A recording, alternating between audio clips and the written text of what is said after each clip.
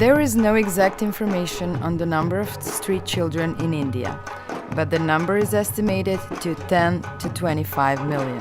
While many of them don't even live to the age of 18, some of them are drawn into the underworld of organized crime or prostitution, or even mutilated for life in order to have more success while begging for money on the streets. Furthermore, many of them are exploited by their own families and work hard since early childhood, and some of them lost their homes and parents in natural catastrophes or due to life tragedies, so they are now left to take care of themselves. There are hundreds of diverse, hard, and serious life stories. These are the stories about those children and a few grown-up individuals, many of them frightened and helpless just as the children, while other open-hearted people are fighting every single day in order to ensure existence for children without food, parents, and roofs over their heads.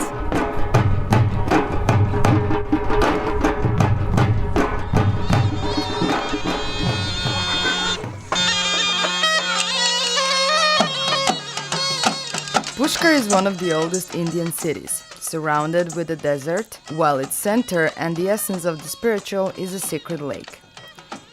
It is known for numerous festivals and temples, while in its constant murmur live many monks, homeless people, textile and jewelry retailers, and caterers of all kinds, together with inevitable cows and cunning monkeys lurking at you from the rooftops. At the same time, peaceful and noisy, harmonious and relentless, it is one of the cities which stay inside of you, long after you leave it. But this is not the story about Pushkar. This is a story about Anita, Gita, and her children, a story about the gypsy world on the edge of Pushkar. At the first glance, ever smiling and proud, gorgeous Anita talks about her life in true honesty. She is a widow and a mother to 2.5-year-old boy. About her age, on the other hand, she isn't certain. She thinks she might be 19, maybe 20 years old. Respecting the culture in which she was born and lives, a second marriage is out of the question. Neither inside of the gypsy community, outside even less. She lives in a gypsy village, in the desert, outside of the city itself. 35 years old Gita is her best friend and life support at the same time. My name Anita. This name Gita. This is for my friend. But I think like mother. I live in Pushkar, you know.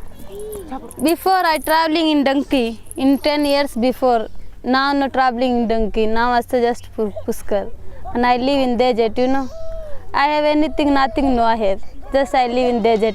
Not that long ago, the streets of Pushkar were full of gypsies playing music, singing, dancing, and decorating you with henna and jewelry. However, after an intervention of the local police and a ban of the gypsy performances, it is getting harder and harder for them to find a way to earn money and feed their families.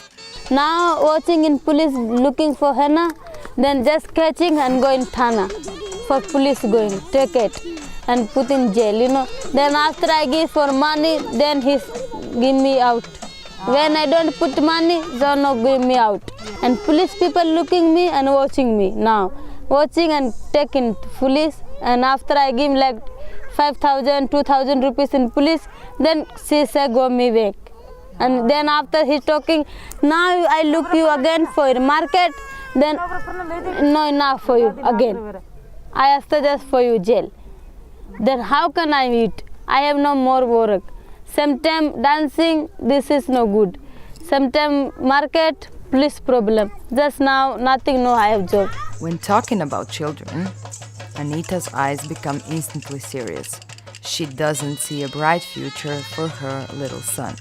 She cannot feed him, educate him, or even give him a solid roof over his head.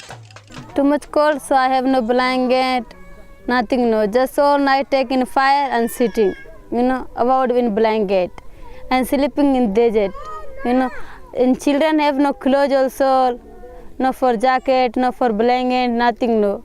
about clothes in children also, and not shoes also. Because of this hard life conditions, most of their children are constantly ill.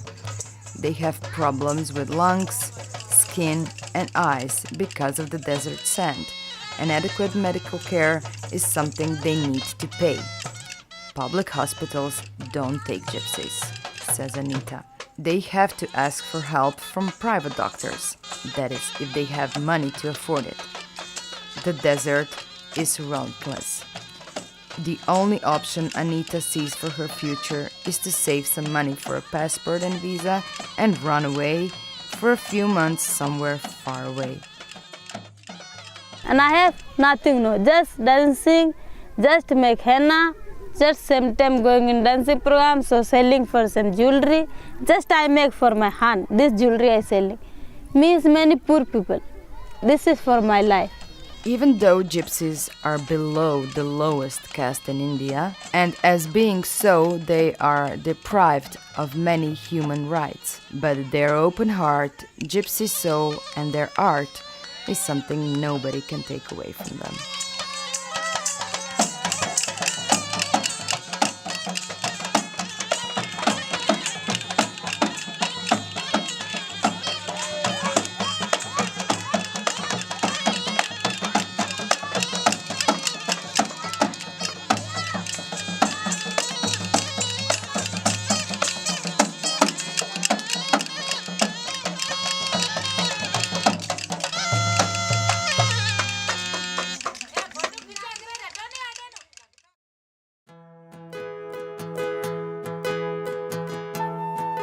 Anil is one of more than 30 lucky children from Pushkar slums who have the chance to get an education, sponsored by the Joshua Playing Project, a small non-profit organization for local kids of Pushkar. Every day, 25 to 30 children from age 3 to 14 gather in a small temple looked after by their teacher Vananda, who sees her task not only as a job, but as a part of her life. Ovo gdje se sad mi nalazimo je također mali tempel gdje ljudi ovdje koriste taj tempel da mogu maknuti djecu sa ceste. Ovo je primjer koji nam pokazuje kako sa jako malo, sa malo dobre volje mi možemo učiniti puno za tu djecu sa ceste. Ovo je šta, jedna soba u principu koja koristi se za kuhinju i koja se koristi za edukaciju djece. Bilo koje vrste briga za djecu se može pružiti ovdje. Tu organizaciju su u principu napravili jako mladi ljudi koji su dolazili često ovdje i dopali su i zaljubili su se u ovo mjesto. The project supports the children to go to school. They pay their school fees, and after school the kids come here in this temple and do homework and play and whatever they want, draw, and like also a bit of teaching. And it's very important for them to have volunteers to speak English with the kids regularly, so they can pick up English, learn English. Otherwise, they learn it in school, but it's not very good. So it's very important to have some young people here. You can just play with them or just talk to them. It's not important that they are able to teach great stuff. Just be around them and talk to them and play. The children are also taught to do arts and crafts, which enables them to earn some money for their families without begging on the streets. They are given a meal every day, which is cooked in JPP's own little kitchen area with fresh vegetables, rice and chapati. My name is Facundo and I'm from Argentina. Well, I came to Pushkar because my friend Harry and Ed had founded this place to help the children of the area. And I decided to help in some way too. So I came along with support from my football club back home to help with infrastructure of the school and to buy things for the children. What they need the most is mainly books. We haven't got any books for them to read. We're looking to buy English books so that it would foment them knowing better English. They also need things like they don't really have any playing shoes, and they need just better infrastructure, help to build up the school and have better things for them to have a better environment. I think that when they have education and when they start growing, and as soon as they open their mind and if they read and they have the internet, they'll be able to grow into something that maybe they never had the idea of doing so. And I think that's the main goal. As the number of children joining JPP increases constantly, the project needs as much as support as possible. Sponsors can help individual children finance their education and possibly build up a personal relationship with them. It costs £61 to enable one JPP child to go to school for 1 year, including admissions, uniforms, books, bags, and everything else. Furthermore, JPP is very open to volunteers who will bring some new light in the children's lives. They can teach, play, do handcrafts and art, or just pay attention to the kids and give them the love and respect they need. It is such an incredible experience because these people are so nice, so pure and really nice people, and you can learn a lot from them. And especially the children, when you give them your love, and not only chocolate and toys, when you give them your love, they give you something back, something you can only feel. And this was the best thing I learned here, the best thing. And I feel very different now, and I feel much more balanced as well. I feel balanced, and I feel that I really want to go back and really want to do more stuff like this, because this happiness just for giving things, or just for making kids happy, or just for being with these kids, it's incredible. Nothing can give you that. Nothing else, no money, no nothing.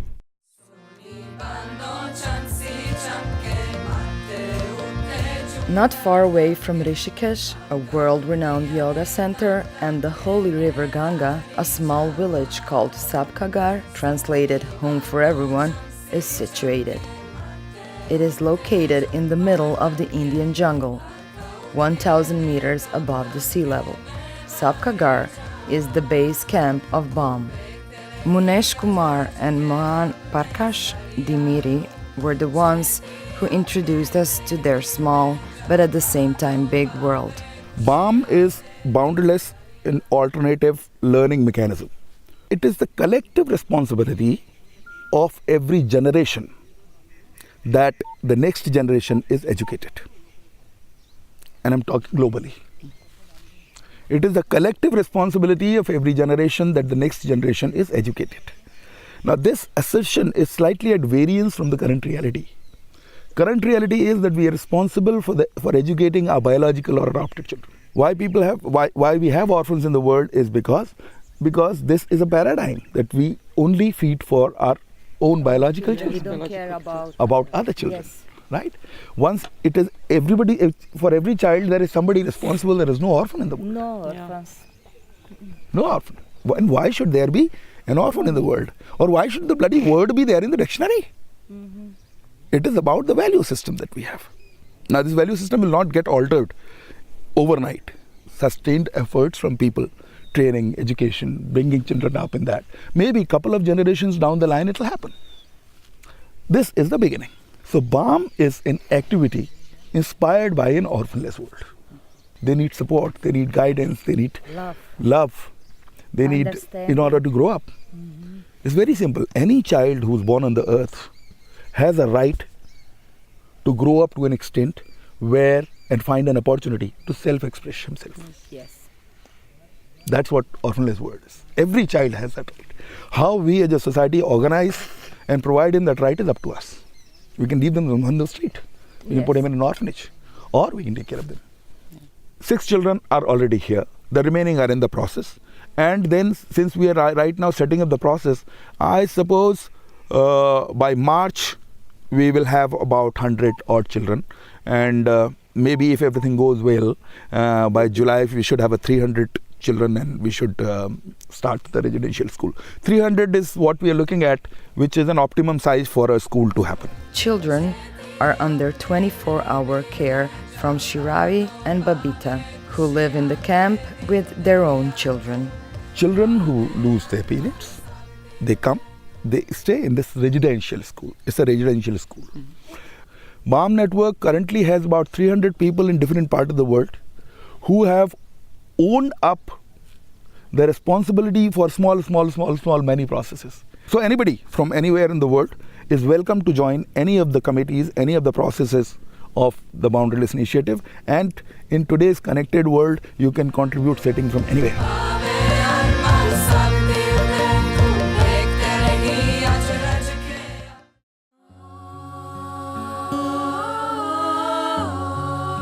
Powerful and beautiful, the Himalayas will win you over in a moment. You cannot help but wonder how is it to grow up and live with its size.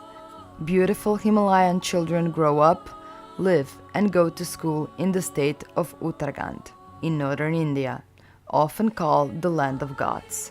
In June 2013, many of them survived the big flood in Kedarnath, in which more than 5,000 people lost their lives according to official numbers. An unofficial estimate is that the number was double. More than 10,000 people lost their lives. There was very big disaster in our valley and so many children lost their parents and brothers, family members, their business. There are more than 200 students like that. Sunita, headmistress of Dr. Jacques Veen School in Gupatkashi, explains that following that tragedy, more than 1,000 children lost one or both of their parents. Around 500 children attend the school at the moment. Other children were found by Sunita in surrounding villages, children that mostly lost their fathers in the flood, for which their mothers can't even provide for a normal life. Slum kids are also going to Sunita's school, and the girls were saved from being sold to some rich people that would take care of them. We have some children who are from West Bengal even. You know, West Bengal is very far from here. But somebody told me there are two girls who they have lost already their father. And mother is very weak and they are living in a slum. I told, okay, we haven't problem, because if God want that we can do something for those girls, then okay.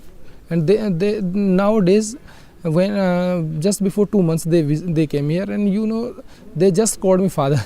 Without a chance for a good education, they have no chance for a prosperous future. Sunita and her 40 colleagues are living day after day for those children. They go a long way to cover all expenses for tuition, food and expert help they require. Sometimes some teacher are purchased for children, sometimes I purchase for children. If I have money, I think I have, in this time I have 50,000 rupees, then I purchase something for children. Everyday needs for children, books, everything we need for children, not me, not school, only children. We need only children.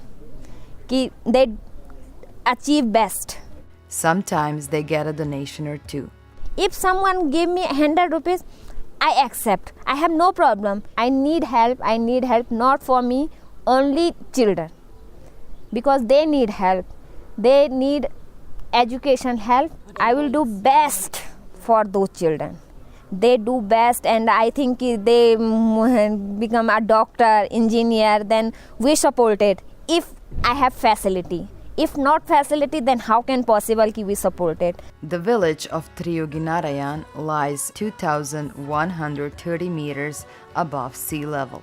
The village school was destroyed in the flood, so the 20 children use the meadow as a school during warm days, and when it gets colder, they use an unfinished house without any doors or windows.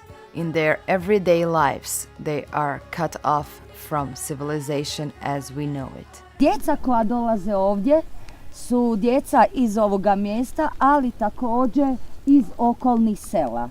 Škole ovdje nema. Djeca, kao što vidite, snijeg, kiša ili ljeti kada je jako sunce, njihova škola je ova zemlja na otvorenome. Dakle, tu vidimo da je potreba da se pomogne, da se izgradi ta škola. Their teachers have only one mission: to provide the children with the education they deserve and to raise enough money to get doors and windows for their school so the children could be protected from the ever-changing Himalayan climate. Education can improve our everything, our lifestyle, because if we will be well educated, we can do the best for everyone. When you ask the children what they want to be when they grow up, surprisingly, you won't hear the words like actress, ballerina, singer. Most of them say they want to be teachers or doctors, so one day, when they grow up, they could help other children, just like their role models do today.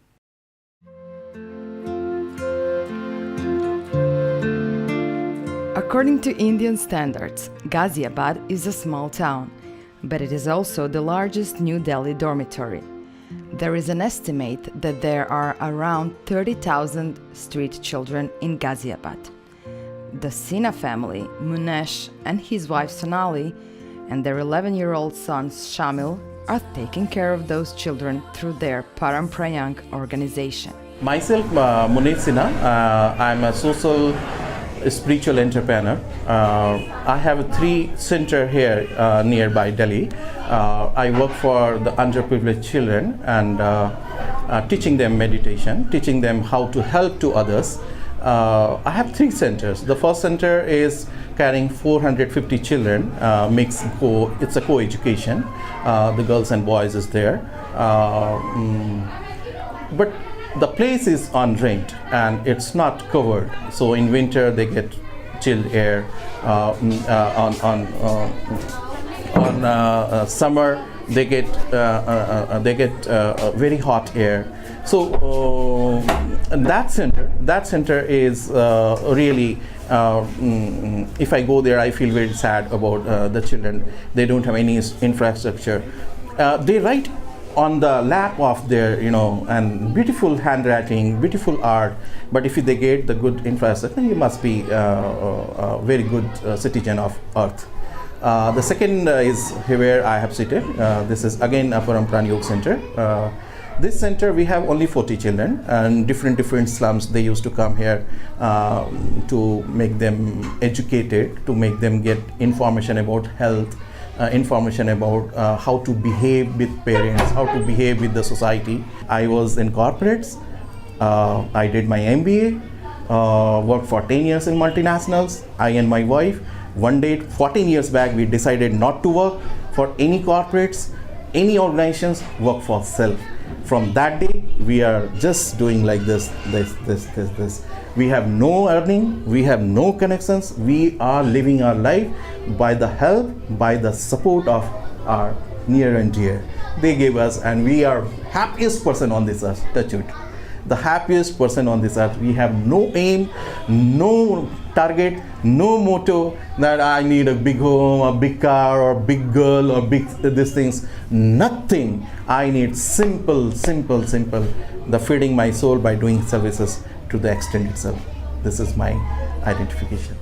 The Sinha family struggles every day to feed around 500 children, educate them, and provide them with the necessary emotional and medical assistance at 3 locations in Ghaziabad, which consist of 1 piece of land and 2 little houses, for which they have to pay rent. This place we are having 22 children with us. These 22 children are the lost children here in Metro. They came here for the job or searching good life, but they lost in the ocean, like an ocean city. They were moving here and there. So what we do we keep our eyes on the children moving around in near station, near bus station, near any place where they go. So we keep them children. We keep talking to them and tell them from where you came here. And if we find that really he is lost, he has no one in the big city.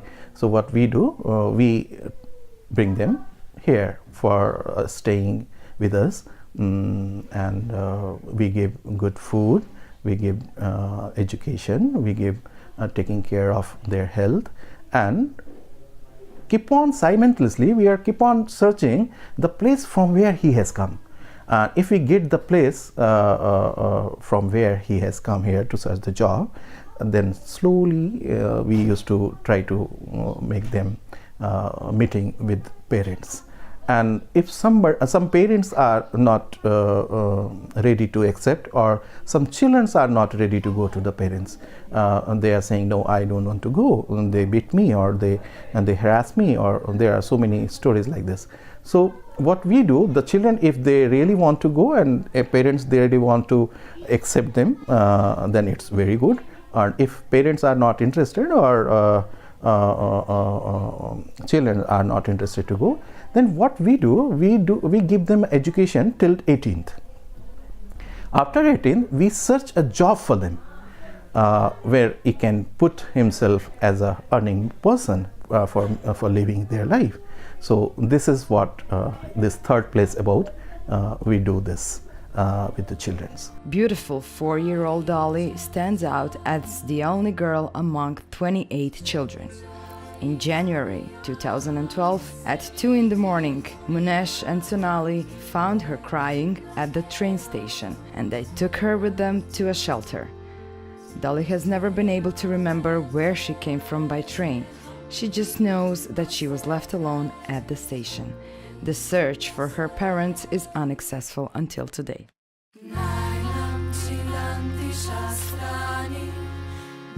Jaipur, also known under the name Pink City, is the capital and also the biggest city of Rajasthan in northern India. It has a population of more than 4 million and is one of the main Indian tourist attractions. It is known for its fortresses and temples, and is also a center for arts and crafts. One of the main attractions there is the possibility to buy jewelry, gems, and textile products for very small amounts of money. However, if you move only a little further from the city center, you will find pavements filled with improvised tents where women and street children live, while the edges of the city contains a number of slums. When the sun sets, they come to the city center to beg for a couple of rupees or some food. For just 10 rupees, you can buy some chapati and feed at least one child. The Indija organization takes care of more than 3,000 street children each day and was founded in 1993. One of their projects is Ladli. Ladli, the Center for Education and Training, started for girls in 2005 and in 2006 for boys. Half of the children that come to Ladli live in India's dorms, and many attend public schools. The other half of them still lives on the streets of Jaipur, don't go to public schools, and their only choice is Ladli or to beg, suffer abuse or prostitution. Hello, good afternoon. My name is Rupendra Sharma. I am working this organization last 19 years, and I am working. When I start in this organization, I am working from the street point. I want to go to street point and giving to education to the children. Now I am working in Ladli projects, and I am working this Ladli project with the accounts person, some sports person, because I am giving to children sports activity, fun activity. I am funny teacher also. Funny. Yeah, funny teacher. And this is our organization in Indija. This is short name. Full name is Indian Institute of Data Interpretation and Analysis. The first, when we start this organization, we are working with a research program from UNICEF. Everything the children produce in their education is sold, and the money goes to the children and to the project. This helps the children still living in slums or on the streets, because it encourages their poor families to let them attend Ladli, rather than beg on the streets. Annapurna Kitchen, another project for the Indija organization, is a daily street kitchen that provides warm meals for more than 2,000 children living on the streets or in the slums of Jaipur. The food is provided exclusively to the children and not to their parents. Each morning at 5 a.m., a couple of volunteers come to the suburb of Jaipur, where the kitchen is located, and prepares the food on an open flame. This small manufacturer provides cooked rice, vegetables and chapati for 2,000 small and hungry mouths. And after the food is prepared, it is distributed throughout the city streets and slums. What we are doing, first we are going to free school, mobile school, giving one-time food there, medical shelter, medical facility there, free education. We are distributing copy, pencil, rubber and teaching learning material there. And we have two ambulance go to point and giving to medical treatment to all of the children. And we are running this organization 7 or 8 shelter home for the children in Jaipur. Across the street from Annapurna Kitchen are 2 houses that serve as a dorm for small girls. Many of them will start to call you Didi very quickly if they start to feel safe around you. They will instantly want to show you how good they can dance and sing, and ask you if you will come and visit them again tomorrow. Each of their stories is sad, and some of their faces have no smiles, no joy in their eyes, even though they live in a warm and safe place, surrounded by their peers. These small beings are very traumatized, so it takes a lot of time to make them feel safe around adults. The wounds some people inflicted them will heal soon, but the scars will remain forever.